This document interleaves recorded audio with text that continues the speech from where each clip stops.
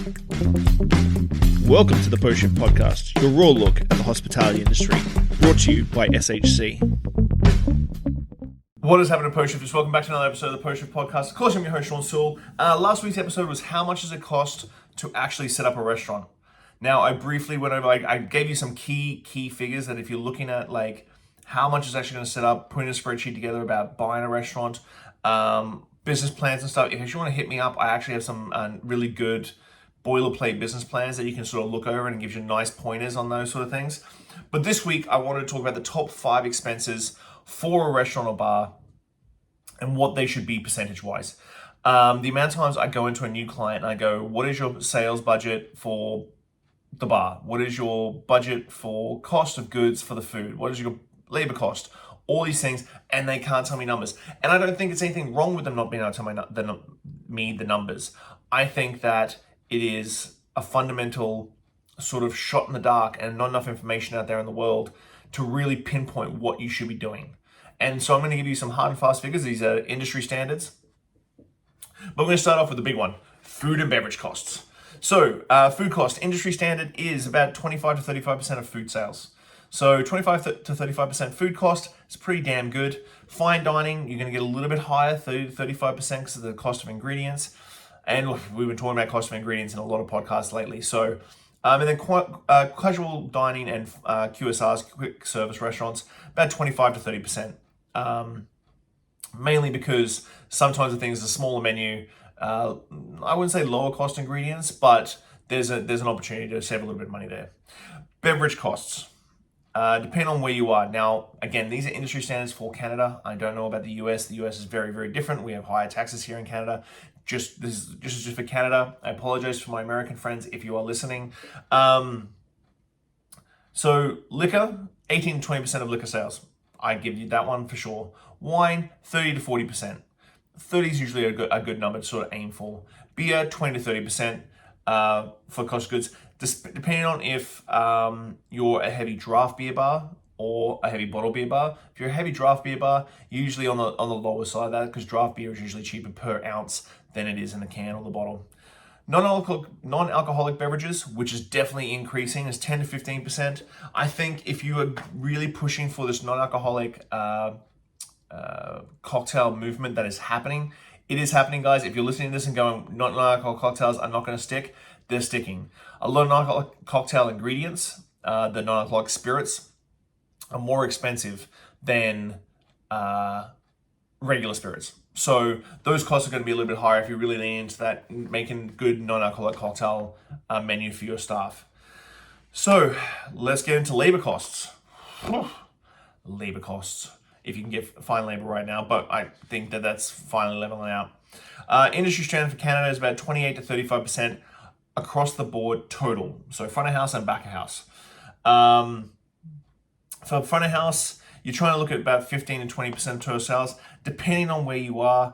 Some places have a much higher hourly rate, minimum wage, then you throw in unions and stuff like that. This is for independents in a decent sized space, like not a small space, not a big space, like a decent sized space. 15 to 20% of total sales. For back of house, now this one's the interesting one because I try to get this figure dialed in a little bit. For back of house, 12 to 18%, but that's 12 to 18% over total sales. One thing I find very interesting in our industry is that we take front of house labor and put that against total sales and back of house labor and put it against food sales. It still comes out to the same total, but it's just something that's a little bit different. So 12 to 18%, you're probably looking at about 30, I'm trying to do the math in my head, 28 to 32% against food sales if you're doing 60% food. Don't question my math on that one because I was probably horribly wrong. Rent and lease, we talked about this in the last episode. You want to be sitting around that 6 to 10%. Your lease should be sitting around about 6 to 10%. That's your sweet spot of your total gross monthly sales. If your lease is higher than that, then it may be because you're in a high traffic area, stuff like that. If you can afford that sort of lease, and remember lease is plus, so your taxes and triple nets, your total lease cost, look at that. If it's under 6 or like 6 to 10 is the sweet spot. But if your lease is higher than that, you're either going to negotiate or you're going to figure out how to make more sales, because you shouldn't be going into a venue or buying a venue or opening a venue if your lease is over 10% of your your gross monthly sales because you're not going to make any money. You're just chipping away at your bottom line. Marketing and advertising. Industry standard for marketing and advertising, which I think is pretty good, is about 3 to 6% of total sales. What do you do with that 3 to 6%? Do you do print media, which I think is tough to quantify these days? Billboards. Do you look at billboards when you're driving down the highway?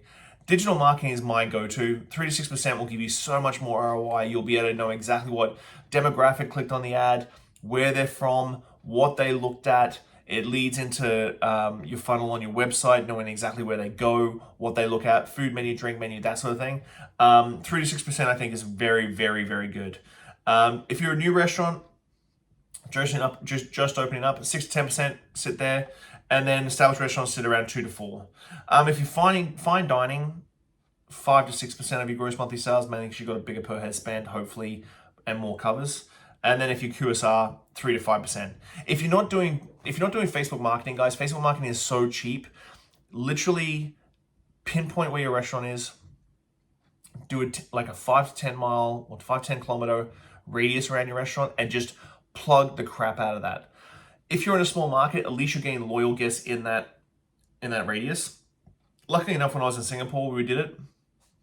And in Singapore, is such a small, densely packed little city. You were hitting like 150, 200,000 people in a 5 kilometer radius around the restaurant. So it really worked really well. But yeah, types of marketing, digital marketing, SEO. Make sure your SEO is really good on your website, please and thank you. Promotions, discount, traditional marketing, and influencers, partnerships. Influencers and partnerships, you know what, let's take a step back. I'm going to reverse on that one. Types of marketing. Digital marketing, we're just talking about it. Google ads, Facebook, Instagram, SEO.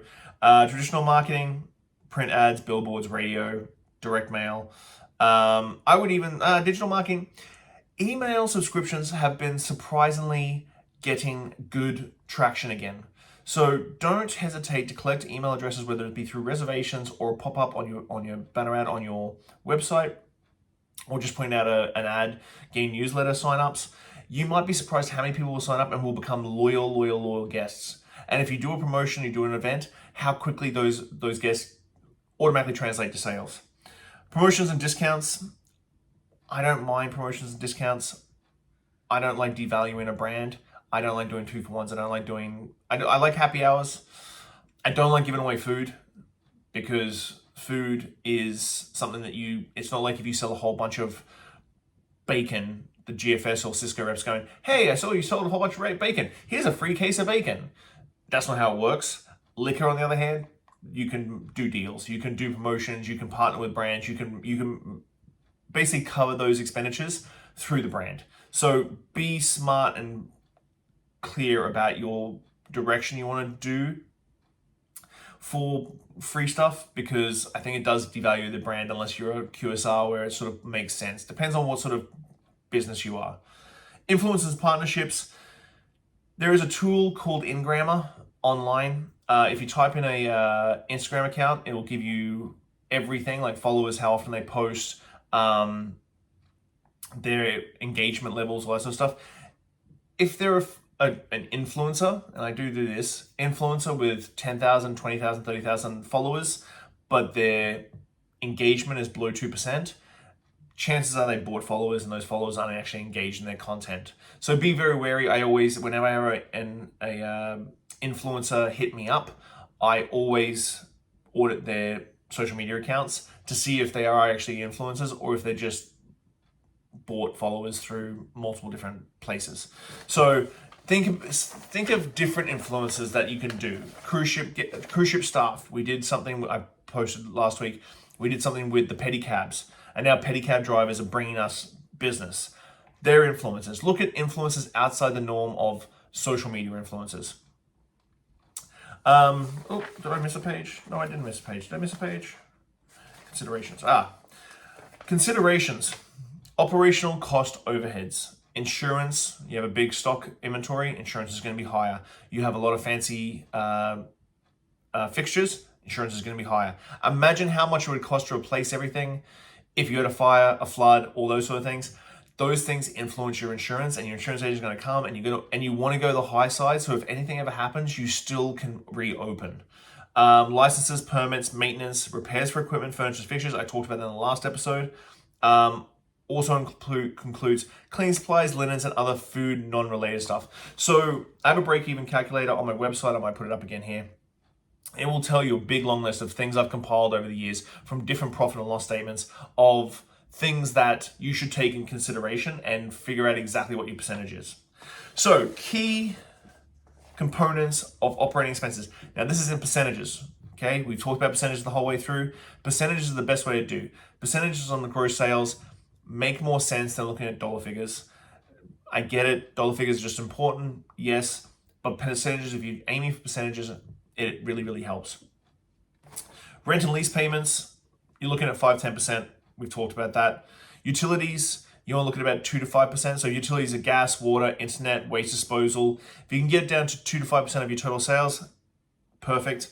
Insurance, you want to do so liability, property insurance, workers' compensation, other necessary coverage. Usually it's about 1 to 2% of total sales. This is for your whole entire year. Then you 1 to 2% of your total projected sales for the whole entire year. Divide that by 12, and that should be your line item in your profit and loss, your projected profit and loss statement, or your break-even calculator. Repairs and maintenance, so kitchen equipment, plumbing, HVAC systems, general upkeep, 1 to 3% of your total sales, depending on the building and the equipment. Last episode we talked about buying an established restaurant or opening an established restaurant. This is a big reason.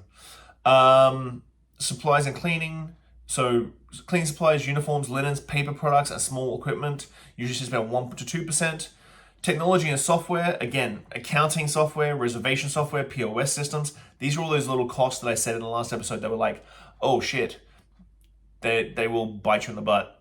1 to 2% of total sales. That's including, sometimes you have to lease your debit machines. So there's costs involved in getting your debit machines and keeping those up to date. So keep that in mind as well. Licensing and permits, 1%. So your monthly business license, your yearly business license, yearly liquor license, all these sort of different licenses that come about every year. What I usually do is either try and plug them into the month for when they're going to land, or try and spread them across the whole year, just so that you have that contingency in place. Miscellaneous expenses, again, credit card processing fees, office supplies, minor costs, sit around 2 to 3% of your total gross sales. Whew. So that was a lot of information in a short amount of time. Again, if you've got any questions, hit me up. I might even post these notes that I've done. In the description for the podcast and a few other episodes, so that you sort of can so you can sort of see where you're sitting and audit your business. Audit your business once every quarter.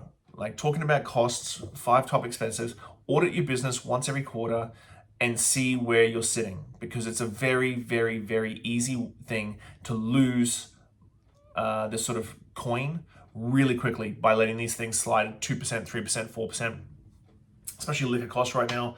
I can only speak of BC liquor stores, but like the costs even at BC liquor stores are going up $2 to $3 to $5 a bottle.